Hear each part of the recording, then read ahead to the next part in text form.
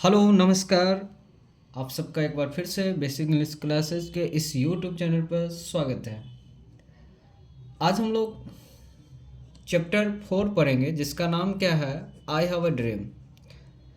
जैसे कि आप सब जानते हैं कि आपकी 12th इंग्लिश का जो बुक का सेक्शन है वो चल रहा है और अभी तक हम लोग पूरा पोइट्री सेक्शन कंप्लीट कर चुके हैं और प्रोज में भी 3 चैप्टर कंप्लीट कर चुके हैं। आज हम लोग चौथा चैप्टर पढ़ रहे हैं।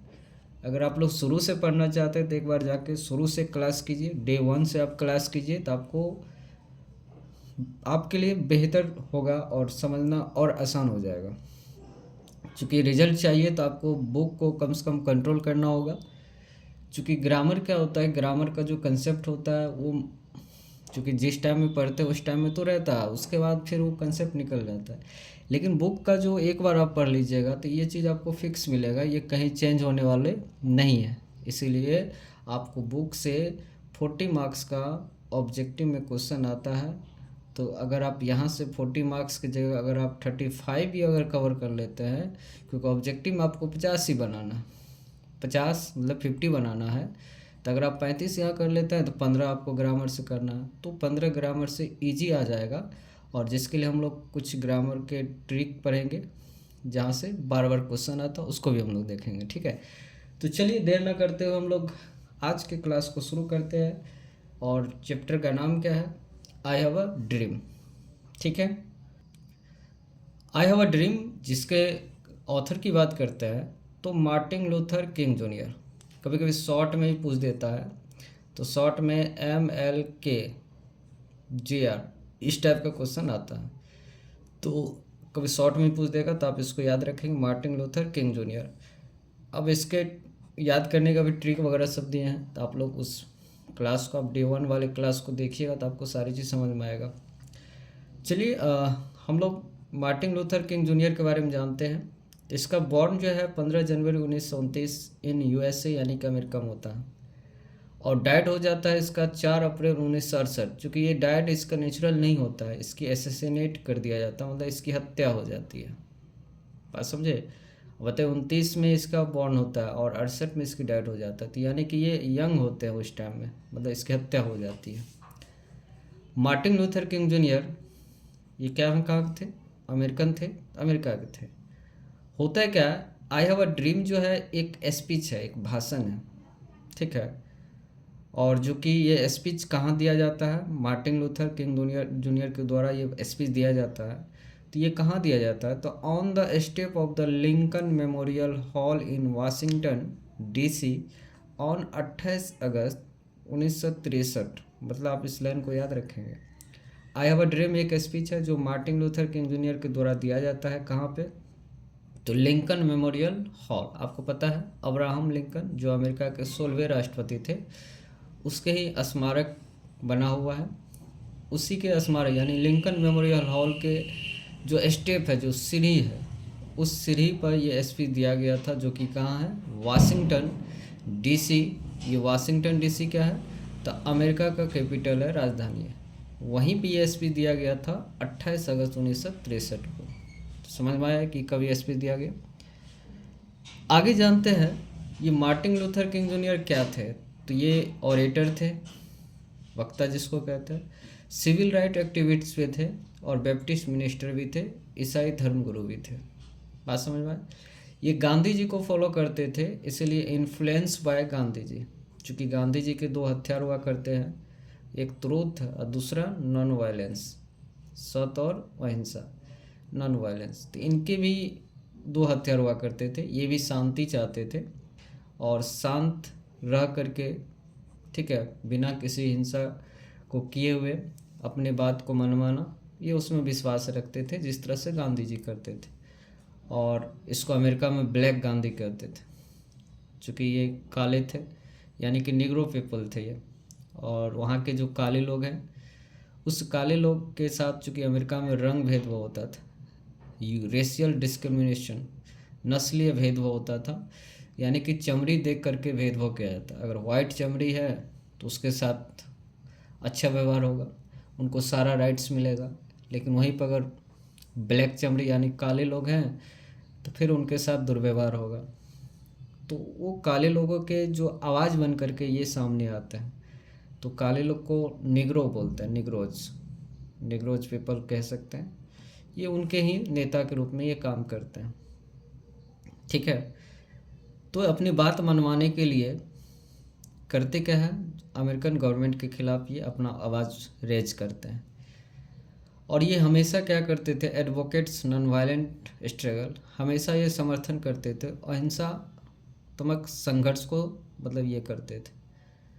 इसको नोबेल प्राइज़ मिला था, ये लाइन काफ़ी ज़्यादा इंपॉर्टेंट है। इसको नोबेल प्राइज़ भी मिला 1964 में। किस चीज़ के लिए मिला था, तो to end segregation and social discrimination. इन्होंने इस चीज़ को ख़त्म किया था, जो सामाजिक भेदभाव होते हैं, जो सेग्रेगेशन होता है, अलगाववाद होते हैं। ठीक है, ये सब चीज़ को ख़त्म करने का, एक शांति स्थापित करने का इन्होंने काम किया था। इसीलिए आप कह सकते हैं इसको पीस के लिए नोबेल प्राइज़ मिला था 1964 में। ये एक यंगेस्ट पर्सन थे, 4 बच्चे थे इनके, और ये डिसलाइक करते थे किसको, रेशियल डिस्क्रिमिनेशन को डिसलाइक करते थे, जो मानव अधिकार के खिलाफ थे। ठीक है, उसको ये डिसलाइक करते थे। बात समझ में आया? एक आप पत्र याद रखेंगे, ये वाली लाइन को आप याद रखेंगे, जिसका नाम क्या है, इमेंसिपेशन प्रोक्लामिनेशन। ये पूछा जाता है कि ये क्या होता है, तो ये दास्ता से मुक्त घोषणा पत्र है। ये जो है ना, क्योंकि वहाँ पे जो निग्रो लोग थे ना, काले लोग जो थे, वो स्लेव थे। स्लेव मतलब गुलाम थे। तो एक राष्ट्रपति थे जिसका नाम अब्राहम लिंकन, उन्होंने क्या किया था, एक इमेंसिपेशन प्रोक्लामिनेशन यानी दास्ता से मुक्त घोषणा पत्र पर साइन किया हुआ था 100 साल पहले, कि चलो सारे निग्रो पीपल को आज़ाद किया जाता, उन्हें सारा राइट्स दिया जाता। लेकिन 100 साल बाद भी किसी भी निग्रो को आज़ादी नहीं मिलता। ठीक है, और यहाँ पर लिखा है कि sign by Abraham Lincoln, Abraham Lincoln के द्वारा इसको साइन किया गया था। ठीक है, तो अभी भी वही स्थिति है। इसीलिए उन सारे निग्रो लोगों के आवाज़ बनकर के मार्टिन लूथर किंग जूनियर आगे आते हैं, सरकार के खिलाफ अहिंसात्मक रूप से स्ट्रगल करते हैं, आंदोलन करते हैं। ठीक है, और भी समझते हैं आगे क्या। नेक्स्ट देखिए क्या है, gave the Negro freedom from slavery. उस घोषणा पत्र जो इमेंसिपेशन प्रोक्लामिनेशन था, उसमें क्या था कि सभी को, निग्रो को क्या किया जाएगा, दास्ता से मुक्त कर दिया जाएगा, गुलामी रूपी जंजीरों से अलग कर दिया जाएगा। House of Negroes remain unfulfilled. अभी भी निग्रो की जो उम्मीद है अनफुलफिल्ड है, पूरा नहीं हुआ है। निग्रो, अभी जैसा कि मैंने बताया, निग्रो क्या होते हैं, तो काले लोग होते हैं। ये formal slave of America, America के पूर्व से ही गुलाम थे ये, और इनका कंडीशन अपॉलिंग था, भयावह कंडीशन था। इसको अपने ही ज़मीन, अपने ही देश से इसको एग्जाइल कर दिया गया था। नो वोटिंग राइट्स, वोट देने का कोई अधिकार नहीं था। इसका स्थिति लैंग्वेजिंग था, लड़खड़ा रही थी किसी कोना में। बात समझ में आया? और जब मार्टिन लूथर किंग जूनियर इनकी आवाज़ बने, तो इन्होंने जब स्पीच दिए थे 28 अगस्त 1963 को, तो उस टाइम इन्होंने कहा था कि 1963 में कि नॉट एन एंड बट ये बिगनिंग, का कि ये अंत नहीं बल्कि क्या है, शुरुआत है। बात समझ गए? बाद में देखिए, मिसिसिपी क्या है, एक स्वेल्टरिंग स्टेट है, राज्य है वो, जो तपते रहता है हमेशा। मिसिसिपी एक स्नो कैप्ड है, यानी कि बर्फीली पहाड़ किसको कहते हैं, तो रॉकीज पर्वत को कहते हैं। स्टोन माउंटेन किसको कहते हैं, तो जॉर्जिया को कहते हैं। डेवलप स्टेट किसको कहते हैं, तो अल्बामा को कहते हैं। जरा इस लाइन को याद रखेंगे कि बैंक ऑफ जस्टिस, यानी कि न्याय का जो बैंक है, वो बैंकरप्ट हो गया। यानी कि कहने का मतलब क्या, इसको जितने निग्रो पीपल थे, इसको क्या मिला था, तो एक चेक मिला था। तो किस तरह का चेक था, तो आप कह सकते हैं बैड चेक था, ब्लैंक चेक था, जो कि सरकार के द्वारा दिया गया था कि चलो तुम्हें न्याय मिलेगा। लेकिन वो अब न्याय मिलेगा नहीं, बल्कि उस चेक को ले गया बैंक, यानी कि न्यायालय ले गया, जस्टिस ऑफ बैंक ले गया, लेकिन वही बैंक करप्ट हो गया। बैंक करप्ट क्या होता है, जिसको बोलते हैं दिवालिया घोषित होना। दिवालिया क्या होता है, इसको समझिए। बैंकक्रप्ट, मान के चलिए किसी की क्षमता है 50,000 रुपया, किसी से अगर कर्ज लेता है तो चुका देगा, लेकिन उसका क्षमता है 50,000 रुपया का, लेकिन अगर वो 10 लाख ले लेता है और वो चुकाने में असमर्थ हो जाता है तो फिर बैंक के द्वारा इसको दिवालिया घोषित कर दिया जाता। बात समझे? तो यहाँ पे न्याय का जो बैंक है बैंक करप्ट हो जाता, बैंक ऑफ जस्टिस क्या हो जाता है, तो बैंक करप्ट हो जाता। और भी कुछ, चूँकि ये सब ऑब्जेक्टिव के लिए आप याद रखेंगे। Every valley should be exalted not allowed in the valley of despair. इनका कहना है कि जितने भी घाटी है सब एक दिन ऊंचा होगा, ठीक है, और सभी की इच्छाएं पूर्ण होगी, इस तरह की बातें करते हैं। अर्जेंट कॉल्स है, ये स्पीच में बोलते हैं, ये जो समय की पुकार है अभी अर्जेंट कॉल है। Justice rolls down like water, यहाँ कह रहे हैं कि न्याय बहेगा, न्याय की धारा बहेगा पानी के जैसा। जिस तरह से पानी भेदभाव नहीं करते किसी के साथ, उस तरह से न्याय भी यहाँ होगा, किसी के साथ भेदभाव नहीं किया जाएगा। Always March A head on the path of success, कहा कि ये जो मार्च है, ये जो स्ट्राइक है, ये जो धरना है, ये हमेशा सक्सेस के पाथ पे जारी रहेगा। और आगे कहते हैं conduct the struggle on the high plane of dignity, और करे ये स्ट्रगल जो होगा एक high dignity, high plane of dignity, यानी कि एक सम्मान के साथ स्ट्रगल होगा। Not to be guilty of wrongful deeds, और ये कहते हैं कि भाई आप लोग को दोषी साबित नहीं होना, ठीक है। मतलब कि जब कभी स्ट्राइक वगैरह सब देते हैं, धरना प्रदर्शन देते हैं, तो सरकार की चीज़ों को काफ़ी ज़्यादा तोड़ फोड़ किया जाता है, जिससे क्या हो जाता है, उसको अरेस्ट कर लिया जाता है। तो ये कहते हैं कि भाई धरना देना है लेकिन गिल्टी साबित नहीं होना। Not to generate physical violence, ना ही किसी फिजिकल वायलेंस को जनरेट करना, ना ही तोड़ फोड़ करना, क्योंकि वो सरकार की संपत्ति नहीं है। जैसे रेलवे में आग लगा देना, बस जला देना, या किसी भी सरकारी चीज़ों को तोड़ फोड़ करना, ये क्या है, ये तो जनता का ही प्रॉपर्टी है। ये इनका कहना है कि तो हमारा प्रॉपर्टी है, तो इसको हम लोग नुकसान नहीं पहुंचाएंगे, सरकार से शांति तरीक़ा से बात मनवाएंगे। इसीलिए कह रहे कि फिजिकल वायलेंस को जनरेट नहीं करना। Not to underestimate the determination of Negroes, यानी कि करें निग्रो के इस जो मतलब ताकत है, इसको अंडर एस्टिमेट नहीं किया जाना चाहिए। Continue working with the faith, और काम को लगातार ईमानदारी से करते रहना चाहिए। एग्जाइल हिज ऑन लैंड, यानी कि अपने ही भूमि से उसको निर्वासित कर दिया गया था। तो बस इसी तरह का कुछ बातें, ये जो अभी जितना पॉइंट आपने देखा, यहाँ से ऑब्जेक्टिव बहुत सारा बनेगा, इसीलिए आप इसको ध्यान से पढ़ेंगे। बाद में देखिए इसका समरी भी आप देख सकते हैं, यहाँ से देखिए इसका समरी काफ़ी ज़्यादा इम्पोर्टेंट है, तो आप इसको एक स्क्रीनशॉट लेकर के आप इसका समरी भी याद कर सकते हैं, ठीक है। और इसका समरी का आगे पार्ट देखते हैं हम लोग। ये समरी का ही पार्ट है, देख सकते हैं। यहाँ से हम लोग पैराग्राफ वाइज समझते हैं with Hindi. I have a dream is a speech delivered by Martin Luther King Junior 28 August 1963, Lincoln Memorial hall was in Washington DC। ये तो समझ में आ गया। He was a great orator, एक महान वक्ता थे, सिविल राइट्स एक्टिविस्ट थे, also Nobel prize winner, Nobel prize भी मिला था इसको। In this speech he has raise a voice against racial discrimination and call for civil and economic rights of the Negroes in America. यानी कि Nobel prize विजेता भी थे। इस भाषण में उन्होंने नस्लीय भेदभाव के खिलाफ आवाज़ उठाई और अमेरिका के निग्रो के नागरिक एवं आर्थिक अधिकार की उन्होंने क्या की, मांग किया। बाद में यहाँ पे हिंदी में लिखा, आप पढ़ के समझ सकते हैं, ठीक है। सेकेंड पैराग्राफ में क्या बात करते हैं, welcoming delegates Martin said that the Negroes of America especially Alabama are still not free, they are sweltering in the furnace of injustice, ठीक है। America considered them a bad cheque even they are deprived of citizenship rights. America is prosper but they are pauper।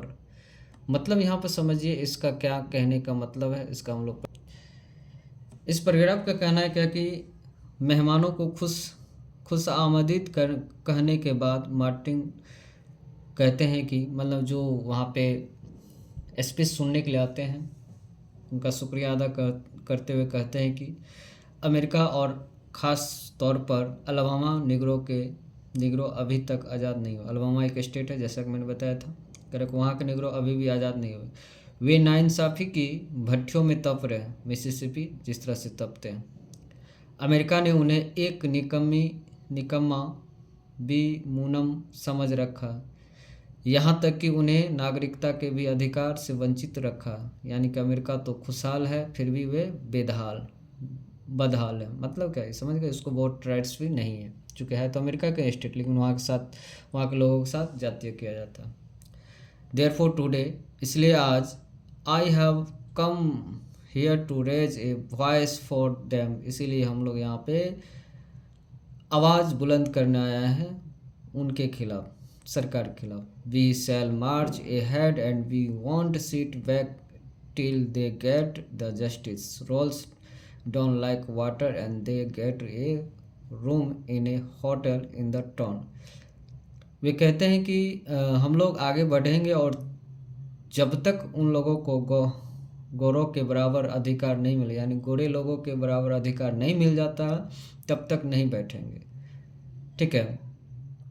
और जब तक कि इंसाफ पानी की तरह ना बहने लगे, जिस तरह से पानी भेदभाव नहीं करते उस तरह से, और तब तक उन्हें भी होटलों कमरे में ना मिलने लगे। यानी कि जब तक उन्हें भी होटलों में कमरे ना मिलने लगे, क्योंकि काले लोगों को कमरा वगैरह सब नहीं मिलता, सिर्फ गोरों को मिलता, ना मिलने लगे। And I request you to come ahead for them because all of our destiny is tied together. और मैं आप सबसे गुजारिश करता हूँ कि आप लोग भी उनके लिए आगे आए, क्योंकि हम सभी की किस्मत की लकीरें एक ही है। ये सभी अपने भाषण में कहते हैं जितने भी पब्लिक होते हैं सामने में। In spite of frustration Martin has a dream that the son of slaves children and the sons of their master will be sitting on the table of brotherhood together. He dreamed that his children would be identity not because of their skin color but because of their character. निराशाओं के बावजूद Martin Luther का एक सपना है कि गुलामों के बच्चे और उनके मालिकों के बच्चे भाईचारा के टेबल पर एक साथ बैठे होंगे। उनका सपना है कि उनके बच्चे को उनके रंग की वजह से नहीं बल्कि उनके किरदार की वजह से पहचाना जाए। इनका ये सपना है मार्टिन लूथर, कलर नहीं बल्कि हुनर की वजह से उनका क्या हो, पहचान हो। ही ड्रीम्स, वो सपना देखते हैं कि उनका सपना है कि the freedom will be ring from all corners of America and there will be a day when all the blacks and whites will be able to live and dream together. उनका सपना है कि आज़ादी अमेरिका के हर एक कोने से गुजरेगी और फिर एक दिन आएगा जब सभी गोरे और काले एक साथ अपनी ज़िंदगी गुजारेंगे और उनके सपने भी एक होंगे, ठीक है, इनका ये कहना है। 5 पैराग्राफ देखते हैं। करे, this is one of the greatest speech ever for the rights of blacks. यानी कि यह कालों के समर्थन में अब तक की दी गई अच्छी स्पीच में से एक है। And he has successfully receive the rhythm of his audience. यानी कि और उन्होंने बड़ी कामयाबी से यहाँ अपने श्रोताओं को खुद से जोड़ने में सफलता हासिल की। और it prove him a great orator and worked an antidote for the injustice. और उनकी इस स्पीच ने उन्हें एक महान वक्ता साबित कर दिया एवं इसने निगरों के प्रति नाइंसाफ़ी, अत्याचार और शोषण के खिलाफ एक प्रतिषेधी के रूप में भी काम किया। समझ में आ गया? अच्छा पॉइंट, अच्छा ये स्पीच था। बाद में का ऑब्जेक्टिव देखते हैं, काफ़ी ज़्यादा इंपॉर्टेंट है ऑब्जेक्टिव, सब बहुत इजी है, बन जाएगा आप सबसे। आई have a dream is a speech deliver by dash, किसके द्वारा डिलीवर किया गया था? तो मार्टिन लूथर किंग जूनियर के द्वारा। And as we walk we make pledge that we shall dash, बताइए, करे के एंड वी वॉक, हम लोग चले, we make pledge that we shall dash, किस तरह से हम लोग का? तो ऑलवेज मार्च अहेड, यानी कि आगे बढ़ते हुए हमेशा चलना है, आगे बढ़ते रहना है। इनका कहना, who fought for the rights of the ghettos and the Negroes. बताइए, कहने का मतलब यहाँ पर देखिए क्या है, हु फॉट, कौन लड़ते हैं, निगरों के जो स्थिति होते हैं उनके अधिकार के लिए कौन लड़ते हैं, कौन फॉट करते हैं, ठीक है, तो Martin Luther King junior. Martin Luther King junior deliver the speech in dash hall, किस कहाँ कौन सा हॉल में दिया गया था? तो लिंकन मेमोरियल हॉल। अगला है the bank of justice for Negro it dash. मैंने जस्ट बताया कि बैंक ऑफ जस्टिस, ये क्वेश्चन आता है कि बैंक ऑफ जस्टिस कैसे हो गया निग्रो का, तो भाई बैंकरप्ट हो गया। बैंक से याद रखेंगे, bankrupt. Martin Luther won the Nobel prize, इसको नोबेल प्राइज मिला था, किसके लिए मिला था? ये लाइन वेरी वेरी इंपॉर्टेंट है। इसको नोबेल प्राइज किसके लिए मिला था? तो पीस के लिए मिला था, शांति स्थापित किया था इन्होंने। Abraham Lincoln sign dash for the freedom of Negro. Abraham Lincoln ने साइन किया हुआ था, कौन से, किस चीज़ पर साइन किया था? द इमेंसिपेशन प्रोक्लामेशन, दासता से मुक्त घोषणा पत्र भी इन्होंने साइन किया हुआ था। चलिए आगे देखते हैं और भी ऑब्जेक्टिव। नेक्स्ट नंबर ऑब्जेक्टिव देखिए यहाँ पे, Martin Luther King junior dislike dash discrimination. ये किस तरह के डिस्क्रिमिनेशन को नापसंद करते थे? तो रेशियल डिस्क्रिमिनेशन को, नस्लीय भेदभाव को। Abraham Lincoln made a famous speech against dash. तो यहाँ पर देखा जाए तो इन्होंने जो अब्राहम लिंकन की जो बात किया गया यहाँ पे, Abraham Lincoln made a famous speech. Abraham Lincoln ने एक फेमस स्पीच दिया गया था, ठीक है, अब्राहम लिंकन के द्वारा अगेंस्ट डैश, एक गुलामी के अगेंस्ट क्या दिया गया था, एक स्पीच दिया गया था, बनाया गया था, किसके द्वारा? अब्राहम लिंकन के द्वारा, गुलाम के रूप। Martin Luther King junior delivered the famous speech on dash. ये कब दिया गया स्पीच? तो 28 अगस्त 1963 को दिया गया। Who were languishing in the corner of America society. किसकी स्थिति लड़खड़ाने वाला हाल है, जो किसी कोने में, अमेरिका किसी कोने में पड़े हुए? तो भाई ऑफ कोर्स निग्रोइड, ये सब क्या है, इसका स्थिति खराब है। America has given the Negroes A dash which has come black mark insufficient fund. तो किस तरह का चेक दिया गया था जो कि इनसफिशिएंट था? तो क्या दिया गया था? तो एक बैड चेक दिया गया था, ठीक है। Who is known as black Gandhi. Black Gandhi के रूप में किसको जाना जाता? तो मार्टिन लूथर किंग जूनियर को। यही इन्फ्लुएंस थे गांधी जी से। The condition of the Negroes war dash. Condition कैसा है निग्रो के? तो अपॉलिंग है, भयावह है। मार्टिन लूथर जो एडवोकेट्स थे, समर्थन थे, किस तरह के संघर्ष को समर्थन कर देते थे? तो नॉन वायलेंट को ये समर्थन देते थे। Martin Luther wants justice roll down like, यानी कि न्याय बहे किसके जैसा? तो वाटर के जैसा। अगला है Martin Luther King junior was a great orator and A dash of America. तो ये सोशल एक्टिविस्ट भी थे। और देखते हैं 2-3 ऑब्जेक्टिव। अगला है the lips of the governor of dash are silent, ठीक है। तो यहाँ पर देखा जाए तो करे कहाँ के जो गवर्नमेंट है पूरी तरह से साइलेंट है। तो भाई ये अलबामा, क्योंकि वहीं के जो निग्रो लोग हैं ज़्यादातर गुलाम हैं, वहाँ के गवर्नर जो है वो पूरी तरह से साइलेंट है। Martin Luther King Junior dream that one day the desert state of Mississippi will transform into a dash of freedom. यानी कि जो मिसिसिपी, ये इसका एक सपना है कि जो मिसिसिपी स्टेट है वो एक दिन क्या होगा, ट्रांसफ़र हो जाएगा। आज़ादी जब होंगे तो सब इक्वल हो जाएंगे, यहाँ के लोग जो जल रहे हैं ना, तप रहे हैं, वो इक्वल हो जाएंगे, ठीक है। तो डैश ऑफ फ्रीडम, आज़ादी के एक धारा बहेगी या आज़ादी में हो जाएगा ये जगह। तो यहाँ पे पूछ रहे हैं क्या हो जाएगा, तो ओसियस हो जाएगा, ओसियस ऑफ फ्रीडम, आज़ादी ही आज़ादी रहेगा। Martin Luther dreams that one day his children. Martin Luther सपना देखते कि उनके बच्चे भी आइडेंटिटी पहचाने जाएंगे, not because of their skin से नहीं, बल्कि by the content of the their character, यानी कि उनके चरित्र से जाने जाएंगे, ठीक है। स्किन देख के नहीं पहचाने जाएंगे, इनका एक सपना है। मार्टिन लूथर का एसेसिनेट कर दिया गया था, हत्या कर दी गई थी 4 अप्रैल 1968 को। बाद में इसका आंसर भी गिवन है, आप लोग देख सकते हैं। उम्मीद करते हैं कि आप सबको बहुत ही अच्छा लगा होगा। ये स्पीच है, ये थोड़ा बोरिंग लग सकता है, लेकिन फिर भी क्वेश्चन तो आएगा यहाँ से, तो आपको तो पढ़ना होगा।